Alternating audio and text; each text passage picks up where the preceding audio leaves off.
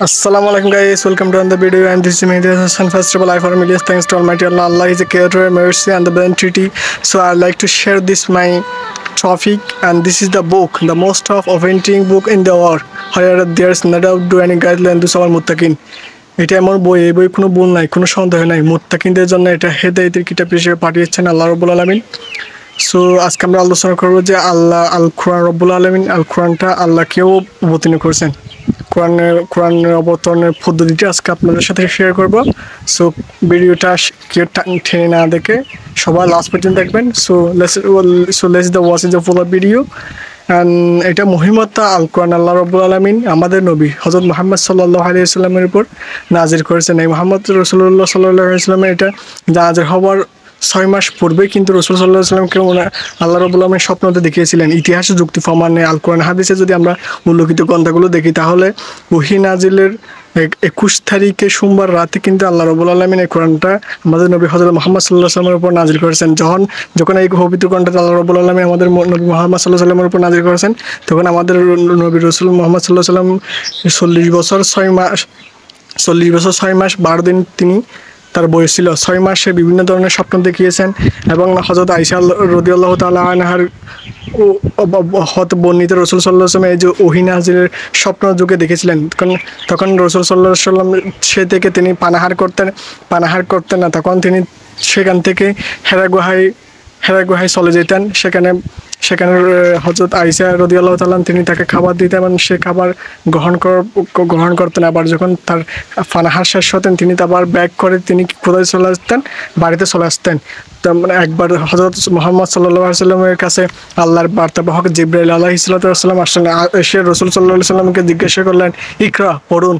তিনি রাসূল সাল্লাল্লাহু আলাইহি ওয়াসাল্লাম বললেন যে আমি তো পড়তে জানি না, আমি কীভাবে পড়বো? আবার দ্বিতীয়বার রাসূল সাল্লাল্লাহু আলাইহি ওয়াসাল্লামকে বললেন, ইকরা, পড়ুন তোমার প্রভুর নামে। তিনি আবার বললেন, আমি তো পড়তে জানি না, I don't know this read বুক, আমি তো বই পড়তে জানি না। তখন কি বল, আবার তৃতীয়বার থার্ড নম্বরে রাসূল সাল্লাল্লাহু আলাইহি ওয়াসাল্লামকে হযরত জিবরাইল আলাইহিস সালাম চেপে ধরে বললেন, পড়ুন তোমার প্রভুর নামে, যিনি তোমাকে সৃষ্টি করেছেন।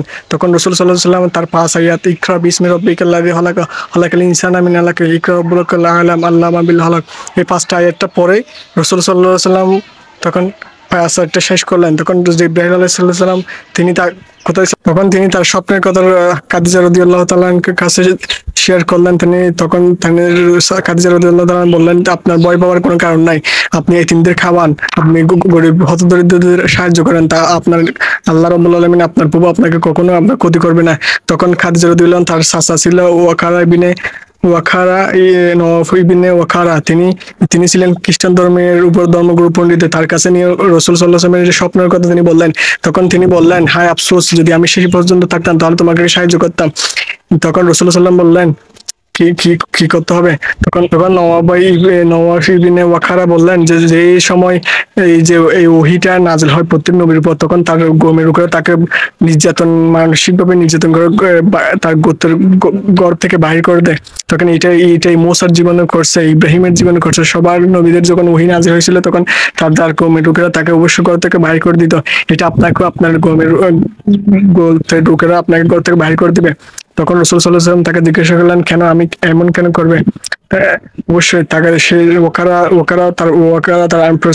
ওকারা বললেন যে আমি যদি শেষ পর্যন্ত বেঁচে থাকতাম তাহলে আপনাকে সাহায্য করতাম, আপনার জন্য আমি কিছু করতাম, আপনাকে সাহায্য করতে গিয়ে আসতাম। কিন্তু কয়েকদিন পরে ওকারা মারা যান। রাসূল সাল্লাল্লাহু আলাইহি ওয়াসাল্লাম তখন বুঝতে পারেন যে তার সঠিক সময় এসে গেছে। তখন তাকে দায়িত্ব বহন করতে হবে, সে দায়িত্বের পূর্ণতা তাকে দায়িত্ব বহন করতে হবে। তিনি নবুয়ত হয়েছেন। তখন তিনি রাসূল সাল্লাল্লাহু আলাইহি ওয়াসাল্লাম বুঝতে পারছেন। তখন ওহী নাজিল করছেন এই দাফে তখন ওহী নাজিল করতে লাগলেন। এক সময় এসে হযরত জিবরাইল আলাইহিস সালাম পূর্ণ ওহী নাজিল করার পরে তখন জিবরাইল আলাইহিস সালাম পূর্ণ হাজির হলেন।